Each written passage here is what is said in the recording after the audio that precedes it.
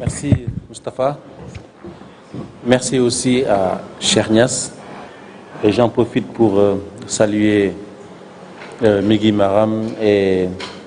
Sambou Biagui qui sont là autour de la table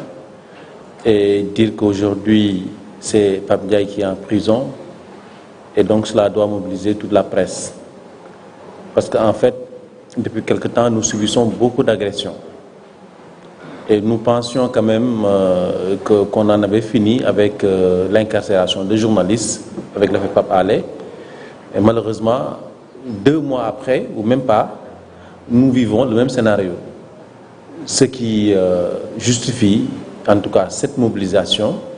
et ce qui doit pousser aussi tous les professionnels des médias, aussi bien journalistes que techniciens, que acteurs, tout simplement,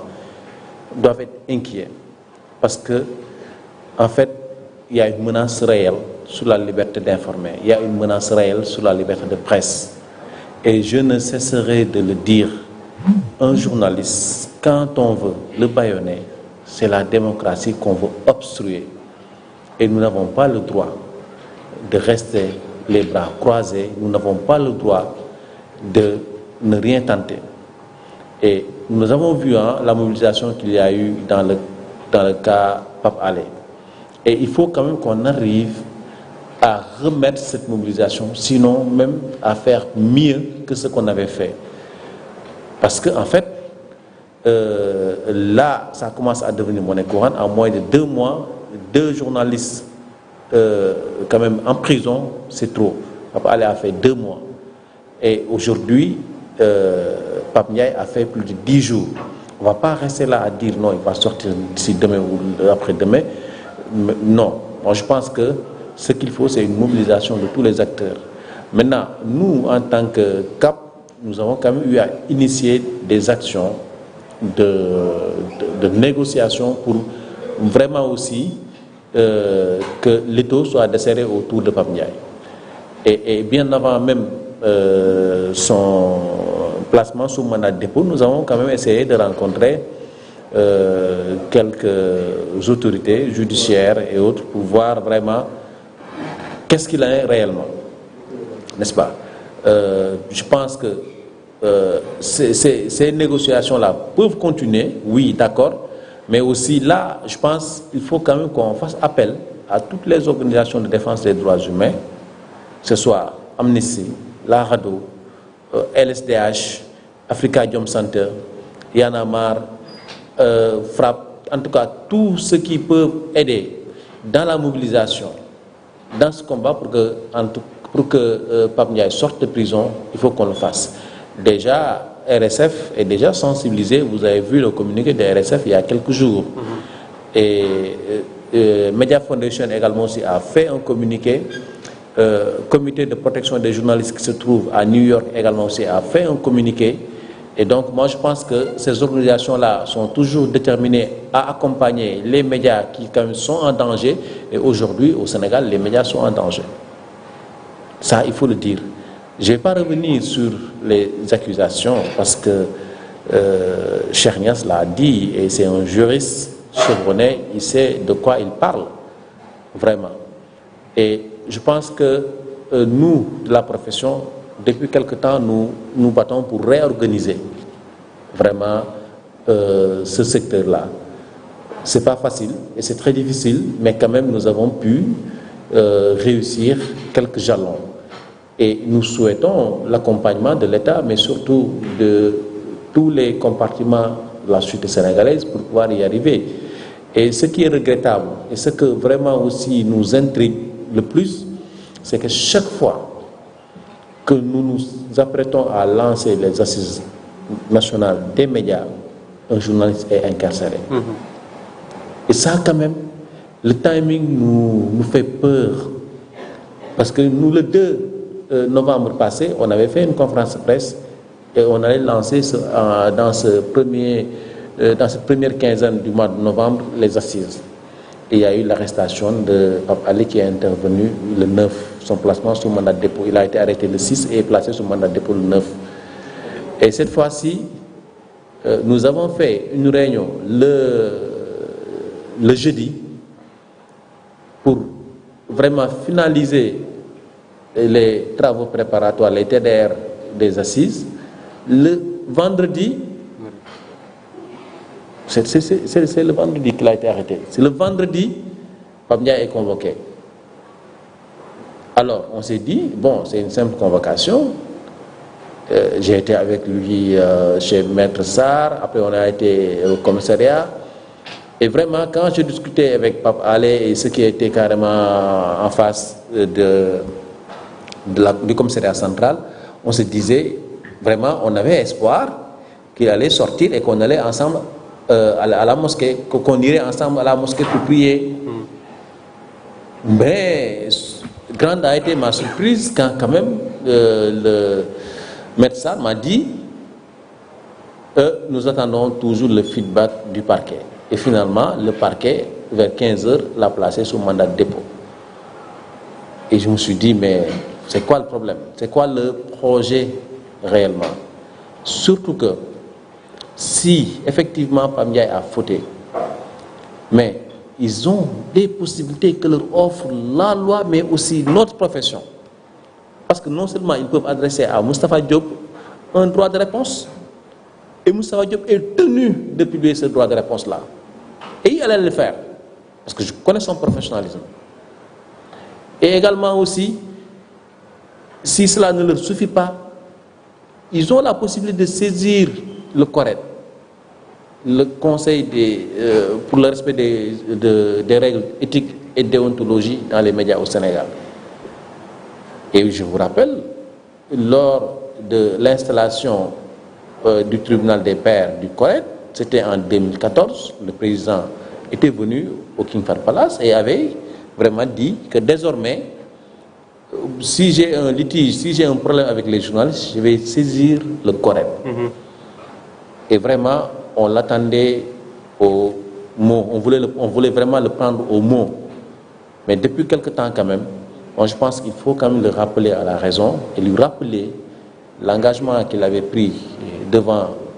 vraiment cette assemblée de journalistes, mais aussi de membres de la société civile et de citoyens de tout ordre,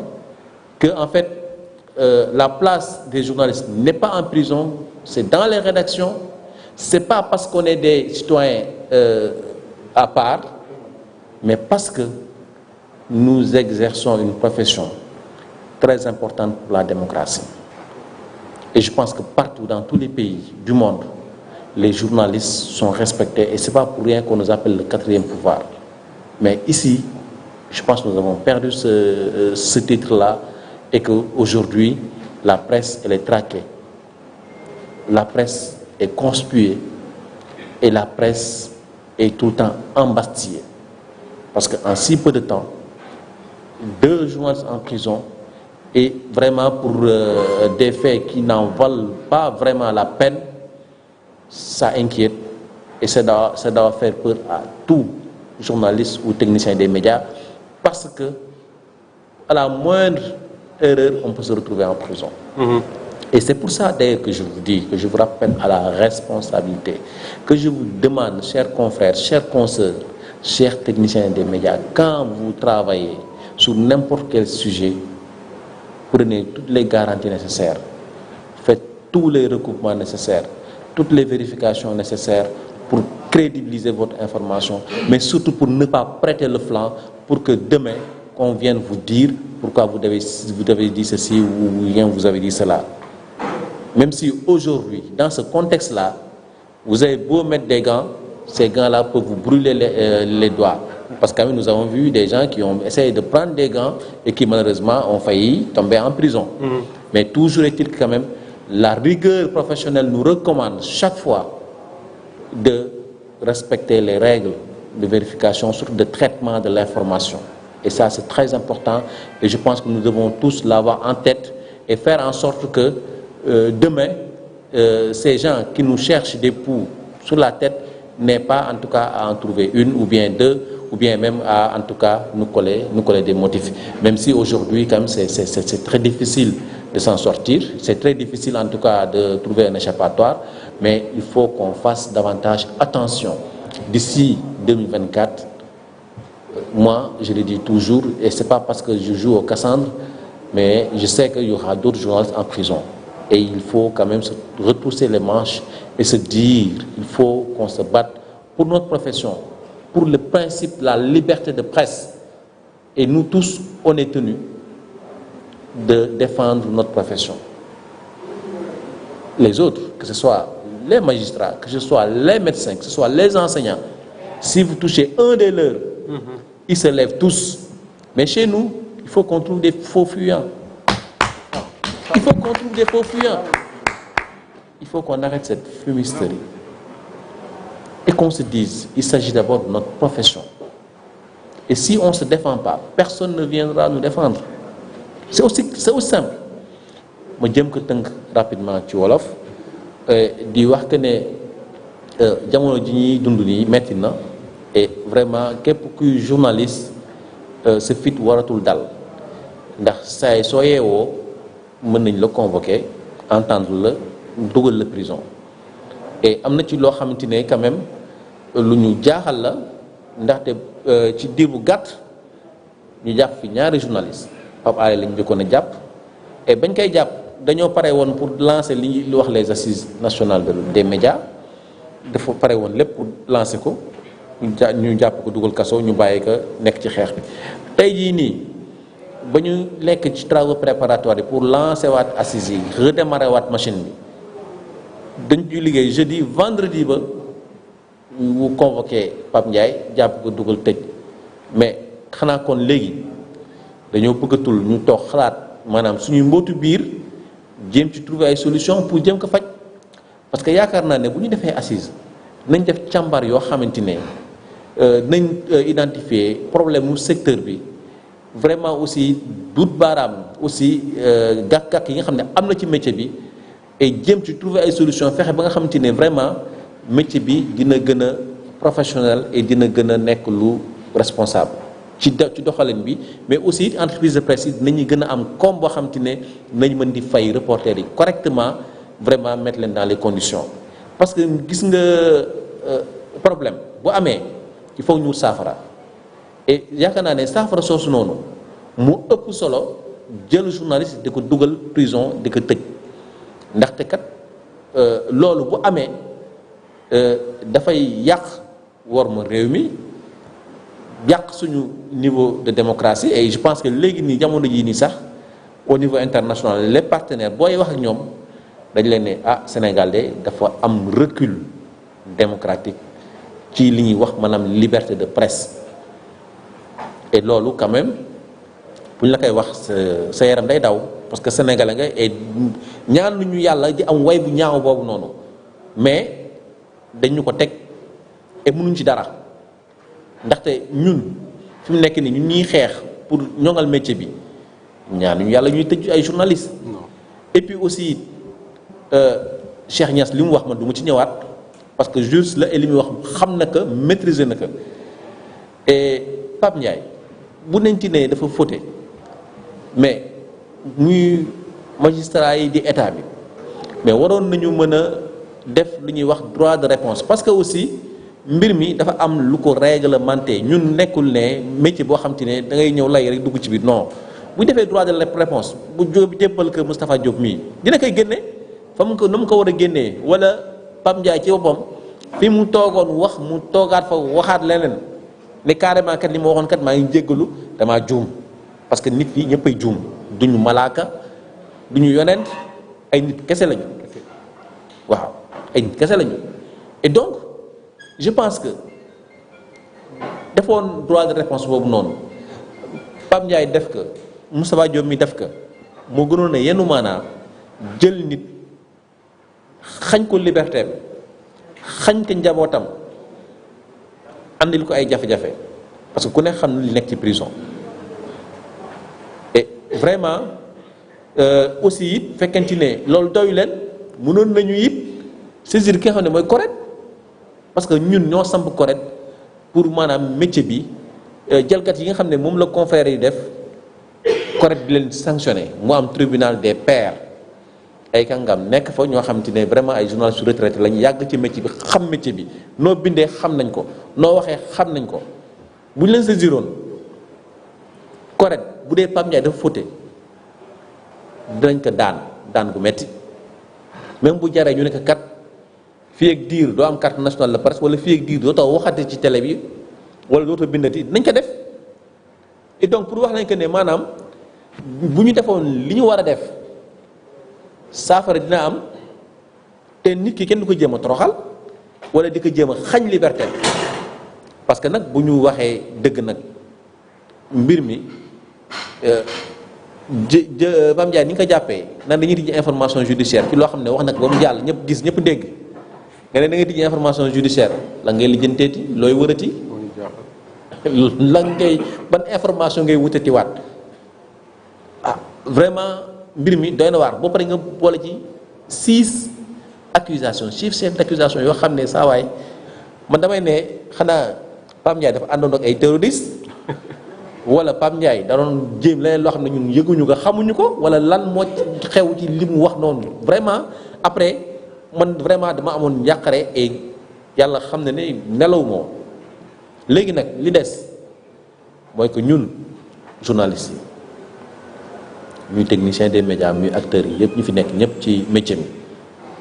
dañu am obligation défendre suñu profession dañu am obligation jóg def li ñu war a def pour que lii mu bañ a amati bu doon médecin la gis ngeen ñoom li ñuy def ak ni ñuy xeexee bu doy magistrat yi la ci saa si ñun dañ koy lijjanti enseignants yi noonu waaye ñun moom saa yi suñu jàppee ni tëjee ñu ne diwkat moo ko def ni muy waxee nii wala dafa far fii wala non man je pense que il faut que ñun suñu biir ñu jël suñu fierté ak yi ñuy wax yoo xam te ne vraiment amul bopp amul genn ñu tekk fële